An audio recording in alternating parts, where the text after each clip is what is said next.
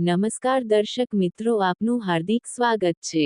શ્રી સત્ય સાની સેવા સમિતિ આયોજિત લાઠ ગામે મેડિકલ કેમ્પનું આયોજન કરવામાં આવ્યું હતું, જેમાં 107 જેટલા દર્દીઓએ આ મેડિકલ કેમ્પનો લાભ લીધો હતો તેમજ ગરીબ પરિવારને 1 મહિનો સુધી ચાલે તેટલી રાશન કીટનું વિતરણ કરવામાં આવ્યું હતું।